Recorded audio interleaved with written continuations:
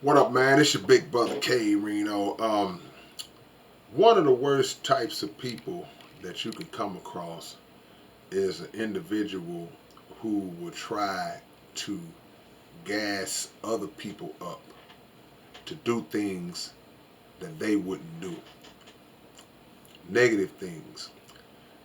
Somebody who will try to put the key in your back, turn that ignition, and start you up and carry out an act that they would be 100% too cowardly to even attempt. But because they have one skill, one gift, and that gift is the skill of manipulation. They're good talkers. They may be charismatic and influential, and they have that ability to draw people in. But when you have that ability to draw people in, you got to use that the right way. But these types of people don't. So they have the power to tell you what you should be doing for a greater cause, a cause that they believe in.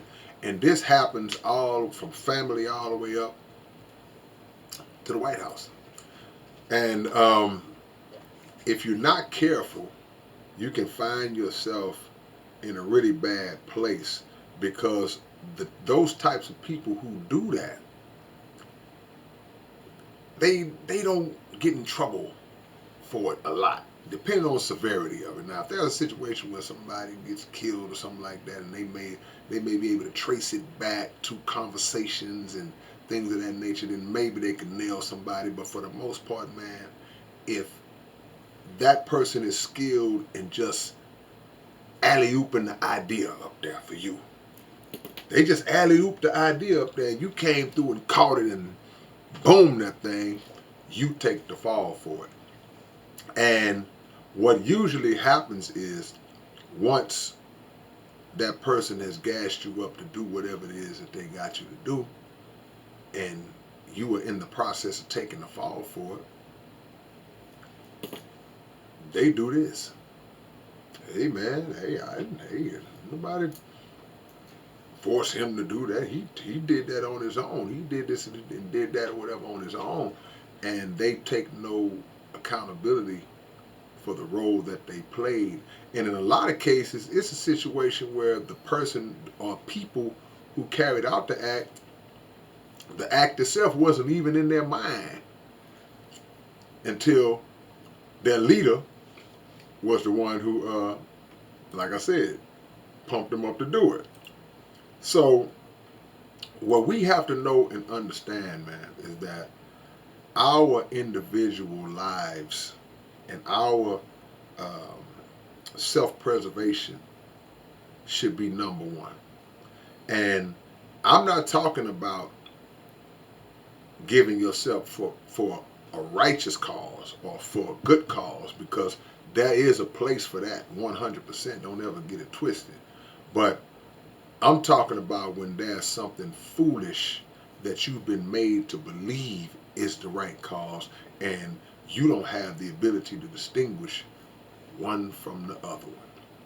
You don't have the ability to read the very individual who is creating and stirring you up. You remember back when we was young, and somebody's always that one person to try to get two other people to fight. They always, I wouldn't let him say that about me. He bumped your shoulder. You always had that one person who was so uh, intricate, and so detailed, and so ready and able to get somebody else to fight. But later on, they get revealed that they wouldn't bust a grape in a fruit fight. A lot of them couldn't fight. They just got off to seeing other people get into it. And you have to learn that. The reason why I mentioned being young is because we've been seeing this all our life. So how is it that we become full-grown adults and we still don't see that?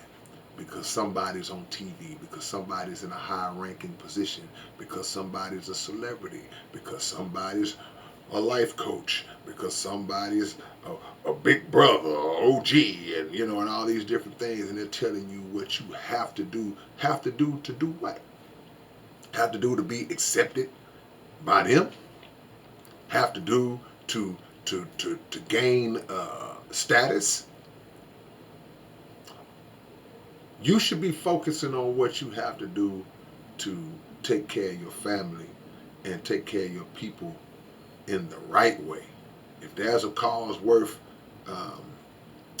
sacrificing for, that is actually for the greater good, that's not a crash out.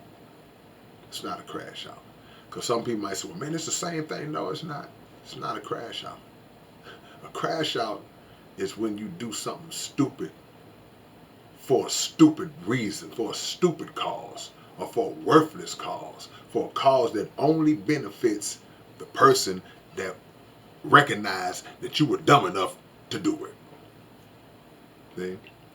So many people have got caught up like that in cults and political affiliation, and when they see that their leader doesn't come to their aid,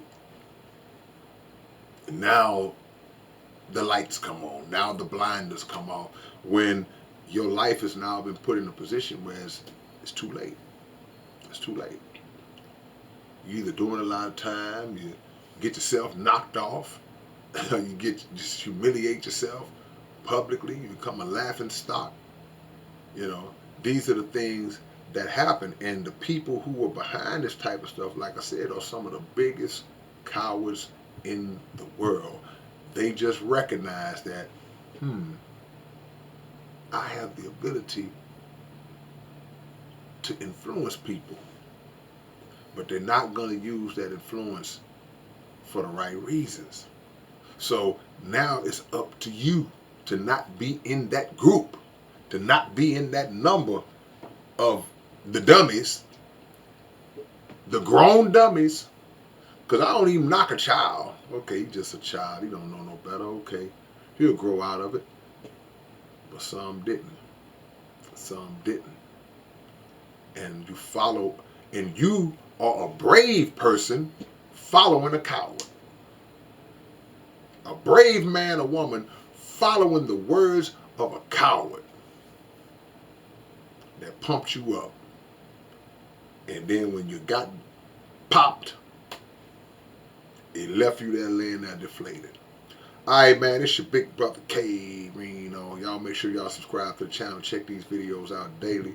And subscribe to our podcast channel, the Underground Dialogue Podcast. And I'll catch y'all later on. Peace.